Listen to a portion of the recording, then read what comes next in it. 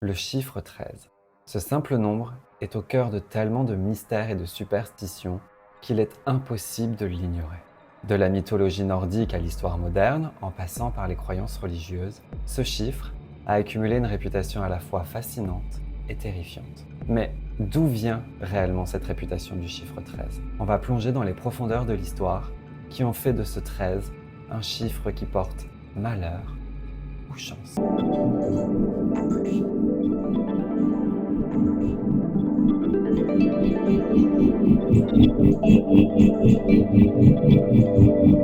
Déjà, par dissiper une fausse idée, le chiffre 13 n'a pas toujours porté malheur. Dans l'Égypte ancienne, par exemple, ce chiffre avait une signification spirituelle puissante. Le cycle de la vie était représenté en 12 étapes, correspondantes aux grandes phases de l'existence de la naissance à la mort. Mais le 13, c'était l'étape ultime, celle de la transformation. Pour les Égyptiens, il ne symbolisait pas la mort au sens négatif, mais la transition vers une nouvelle vie, vers l'immortalité. Une perception bien différente de celle que nous avons aujourd'hui. Et pourtant, ce changement de perception arrive rapidement quand on se penche sur d'autres cultures. Un autre exemple frappant nous vient tout droit de la mythologie nordique. Ici, l'histoire prend une tournure tragique. Un banquet réunissait 12 dieux au Valhalla. Tout se passait bien jusqu'à l'arrivée de Loki, le dieu du chaos et de la tromperie. Loki n'était évidemment pas invité, et son arrivée en tant que 13e convive va provoquer la mort de Balder, le dieu de la lumière, plongeant ainsi le monde dans les ténèbres. Cette histoire marque l'une des premières associations négatives du chiffre 13 avec le malheur et la trahison. Mais ce lien avec la trahison s'est renforcé dans la tradition chrétienne à une époque très célèbre, le dernier repas de Jésus, la Cène. Ce soir-là, 13 personnes étaient à table, Jésus et ses 12 apôtres. Le lendemain, Jésus était sacrifié. Judas, celui qui l'a trahi, est souvent identifié comme la 13e personne.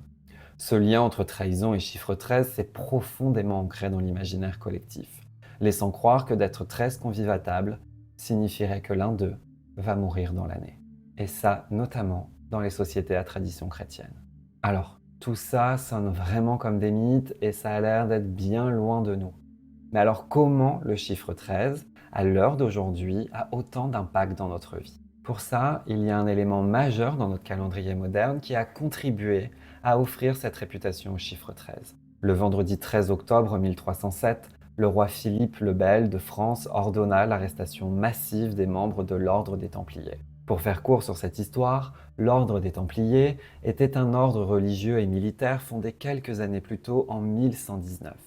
Ils étaient là pour protéger les pèlerins en Terre Sainte pendant les croisades et ils sont rapidement devenus super puissants et super riches. Et ils agissaient comme des banquiers pour l'Église et les nobles de la ville. Les influences et leurs richesses qui ne faisaient que grandir ont très vite suscité l'intérêt d'Édouard le Bel. Lui, Édouard le Bel, était en difficulté financière et surtout était endetté auprès de l'ordre des Templiers. Philippe le Bel a donc orchestré leur chute le vendredi 13 octobre 1307. Il fit arrêter massivement les Templiers en France, les accusant de crimes comme l'hérésie et le blasphème, probablement pour s'emparer de leurs biens. Les Templiers furent torturés, beaucoup confessèrent sous la contrainte, et c'est en 1312 que l'ordre fut officiellement dissous par le pape Clément V. Leur grand maître, Jacques de Molay, fut exécuté en 1314 sur un bûcher, et il maudira tous ceux qui l'ont trahi. Il dira même, alors que son visage était en flammes, les mots suivants. Pape Clément, roi Philippe, avant 1 an, je vous cite à paraître au tribunal de Dieu pour y recevoir votre juste châtiment.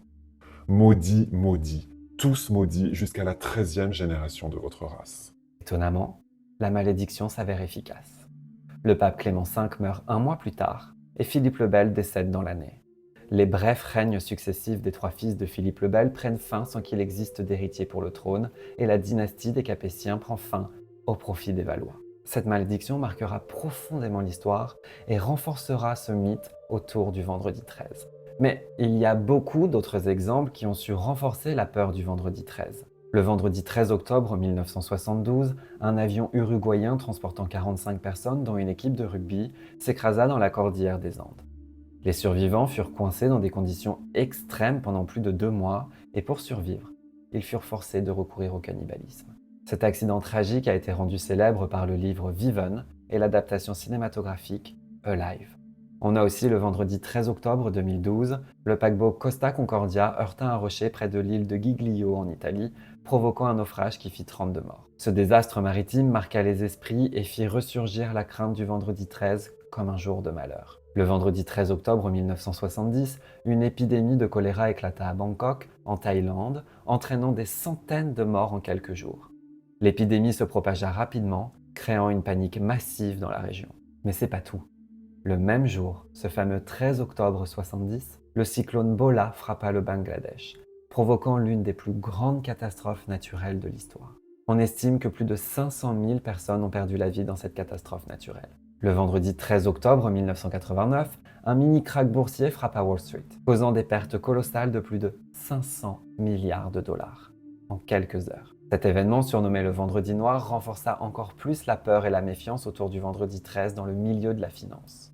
Comme vous le voyez, tous les milieux sont touchés. Ce n'est pourtant pas les seules raisons de cette superstition. En numérologie, le chiffre 12 est souvent vu comme un nombre parfait. Il représente la complétude. 12 mois dans une année, 12 signes du zodiaque, les 12 travaux d'Hercule. Le 13, lui, vient briser un peu cette harmonie. C'est un chiffre qui introduit de l'instabilité, du déséquilibre dans un ordre bien établi. Cela pourrait expliquer pourquoi autant de gens aujourd'hui associent ce chiffre à quelque chose de dérangeant et de négatif. Aujourd'hui, cette peur est tellement ancrée dans notre société que des millions de personnes évitent de prendre des décisions importantes un vendredi 13. Ils évitent les grandes réunions familiales, les longs trajets, les vols ou les célébrations.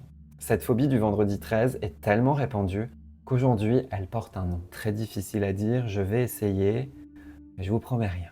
La paraskevidécatriaphobie. Parmi les paraskevidécatriaphobies célèbres, on cite souvent Napoléon ou Henry Ford. Autre personnalité connue pour sa hantise du vendredi 13, le romancier américain Stephen King, qui lui a d'ailleurs la phobie du chiffre 13 sous toutes ses formes. On parle alors de triskaïdécaphobie. Le 12 avril 1984, le maître romancier a même écrit un article dans le New York Times où il dira « Mauvaise année si vous craignez le vendredi 13. Cette année n'est pas bonne pour les triskies, dont je fais partie. Pour la 27e fois seulement depuis 1800, nous vivons une année avec 3 vendredis 13, le maximum possible.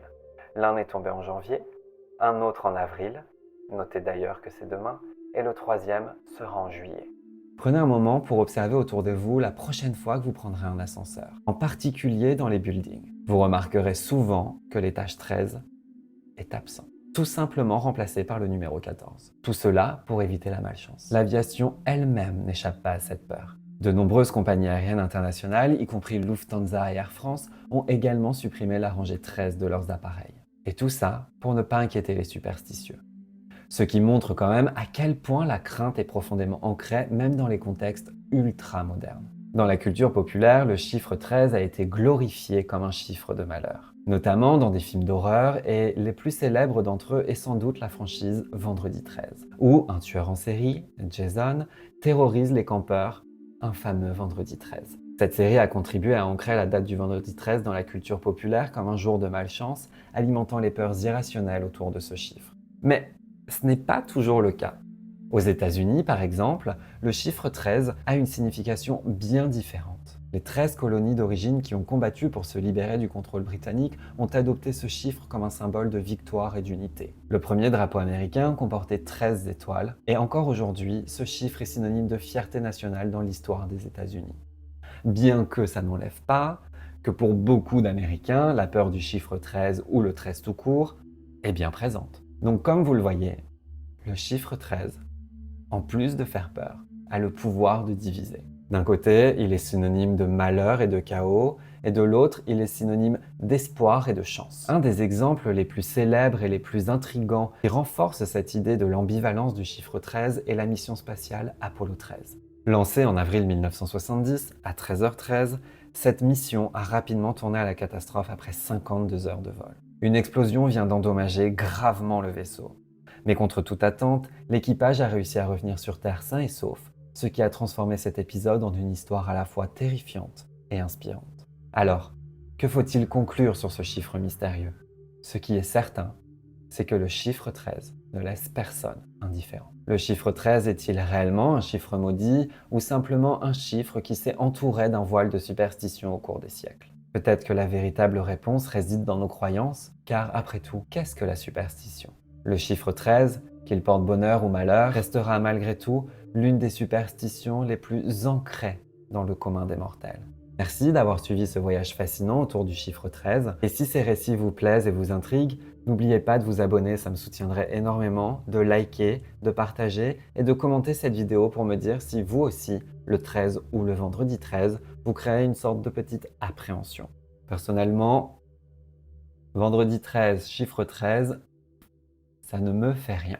Mais je sais que beaucoup d'entre nous ont extrêmement peur de ce jour. En attendant, je vous dis à demain pour une nouvelle vidéo.